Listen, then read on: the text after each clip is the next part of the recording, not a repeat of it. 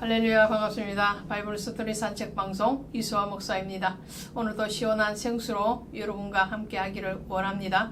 갈라디아서 2장에 오시면 이렇게 시작을 하죠. 14년 후에 이렇게 시작을 합니다. 이 14년 후에라는 것이 어느 시점일부터 시작을 하는 것인가에 대해서 신학자들이 이 다소간의 이견이 있지만, 대체적으로 이 14년 후라는 것은 사도 바울이 1차 예루살렘 교회를 방문한 때로부터 14년 후라는 데 대해서 많은 학자들 또 목회자들이 동의를 하고 있습니다.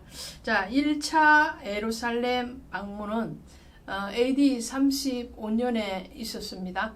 이것이 1장 16절에 있는 그때이죠. 그러니까 나보다 먼저 사도된 자들을 만나려고 예루살렘으로 가지 아니하고 아랍으로 갔다 다시 다메섹으로 갔다. 그러면서 18절에 그 후 3년 만에 내가 게바를 방문하려고 예루살렘에 올라갔어. 이렇게 되어 있습니다. 그러니까 바울이 다메섹에서 회심을 하고 곧장 아라바 광야로 내려가서 주님과 함께 3년을 보내죠. 물론 그 주님과의 만남은 육적인 만남이 아닌 영적으로 깊은 교제의 시간을 가졌다라는 의미입니다. 그리고 나서 광야에서 3년이 지나고 나서 예루살렘 교회를 첫 방문한 게 AD 35년에서 36년 사이입니다. 그리고 14년이 흐른 시점이 언제인가 하니까 AD 49년이죠. 이때는 바로 예루살렘 총회가 열렸던 때입니다. 이 예루살렘 총회가 사도행전 15장에 나오는 내용이죠. 그 15장에서 이방인들을 받아들일 때에, 기독교인으로 받아들일 때에 그들에게 적용해야 되는 율법과 그리고 할례 문제, 또 음식의 문제, 이런 것들을 다루었던 것이 예루살렘 총회였습니다. 이때를 지금 바울이 언급하고 있는 것이라는 것을 말씀을 드립니다. 그래서 예루살렘 총회 때에 이렇게 해도 무방한 말씀이 2장 1절이죠. 그때 내가 바나바와 함께 디도를 데리고 다시 예루살렘으로 올라가니 그랬어요.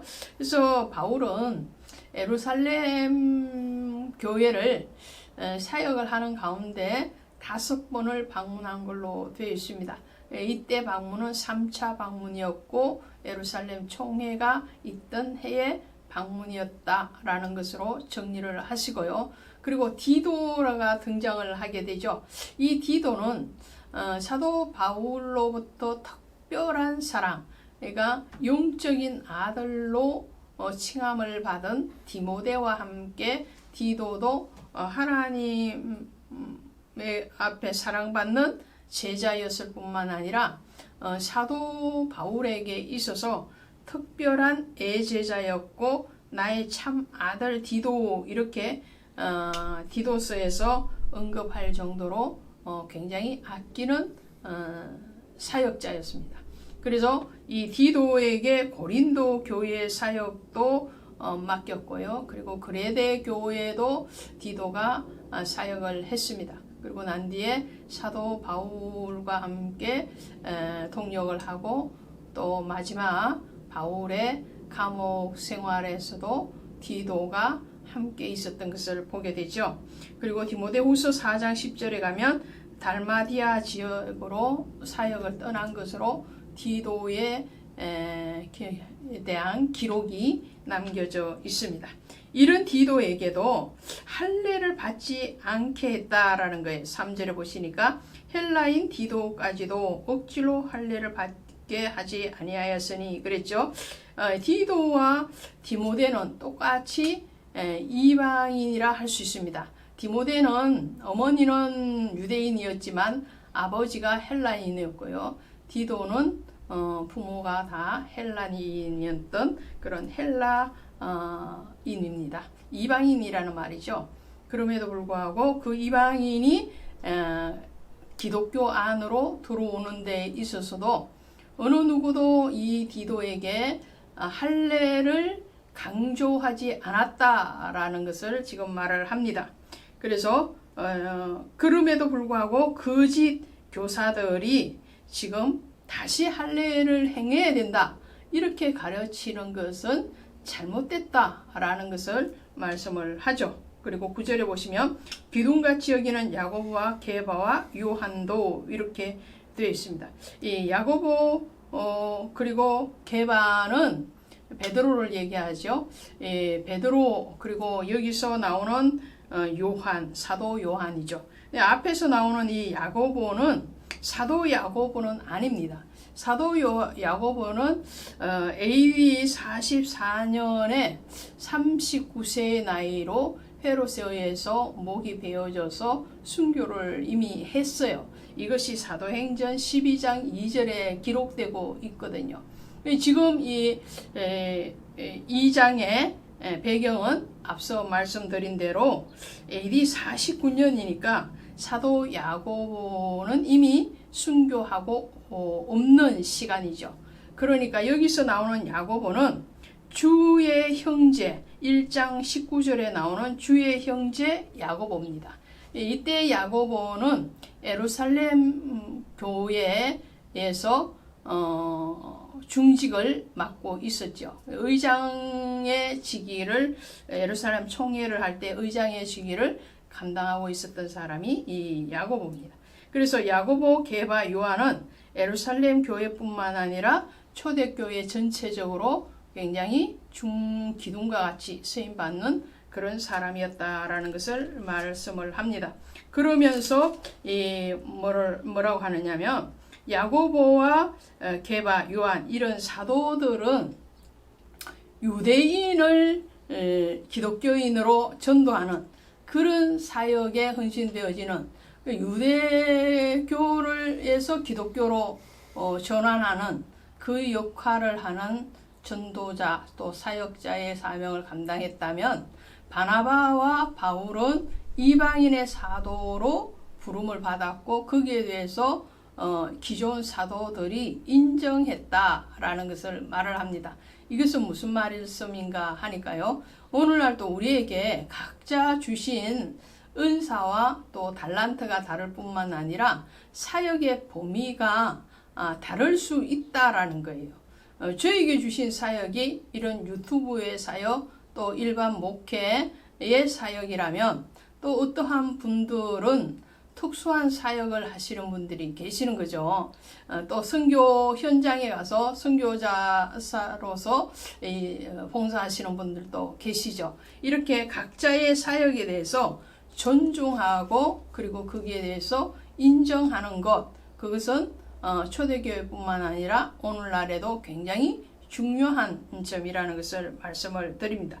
그리고 게바가 일시적으로 음식의 문제를 가지고 이방인과 함께 음식을 먹다가 유대인들이 들어오니까 몸을 피해버리는 그런 연약한 모습에 대해서 바울이 책망하는 장면이 나오고요. 그러므로 이런 베드로와 같은 사람도 실족할 수 있는 것이 율법이다라는 것을 강조를 합니다. 16절에 보시니까 우리가 율법의 행위로서가 아니고 그리스도를 믿음으로써 의롭다함을 인정받는다 그렇게 말을 해요. 그러니까 율법은 누구든지 넘어질 수 있는 요소를 가지고 있다라는 것을 말을 합니다. 그럼 율법으로 우리가 구원을 받는 것이 아니라는 거죠. 율법을 온전하게 지켜서 구원을 받을 자는 아무도 없고 그러므로 우리에게 오신 예수 그리스도의 십자가의 대속 구속에 대해서 믿음으로 구원을 받는다, 의롭다함을 받는다 라고 말을 합니다. 20절에 보니까 내가 그리스도와 함께 십자가에 못 박혔나니 그런즉 이제는 내가 사는 것이 아니요 오직 내 안에 그리스도께서 사시는 것이라 그랬어요. 그러니까 이제는 우리가 사는 것은 새로운 피조물이죠. 새 사람, 새로운 창조물로서 살아가는 거예요. 원창조로서 살아가는 것이 아니에요. 이 말씀은 첫사람 아담의 후손으로 살아가는 것이 아니고 둘째 아담이신 예수 그리스도의 생명으로 살아가는 것이지. 율법의 불완전함을 예수 그리스도께서 십자가의 죽으심으로 완성을 하시는 거죠. 우리의 모든 허물과 죄를 다 십자가에 못 박으시고 우리의 죄에 대해서 그 대가인 죽음을 주님이 지신 거예요. 그리고는 주님의 부활하심과 함께 우리는 이제는 율법 아래가 아닌 그리스도의 은혜 안에 사는 사람이 되었다라는 것이죠. 그래서 이제는 내가 사는 것이 아니고 육체가 사는 것이 아니고 우리 안에 계시는 그리스도가 사시는 새로운 피조물로서의 삶을 얘기합니다. 누가복음 17장 21절에 가시니까 하나님의 나라는 너희 안에 있느니라 그랬죠. 우리 안에 하나님의 나라가 있다는 것은 왕이 계시다는 거죠. 그 왕이 누구신가요? 바로 예수 그리스도시죠. 우리가 우리 의지대로 우리의 뜻대로 어떠한 일들을 행하고 계획하는 것이 아니고 우리 안에 계시는 그 왕이신 그리스도께서 요구하시고 또 그분이 원하시는 그 방향, 그 계획, 그 일들을 행하는 자리.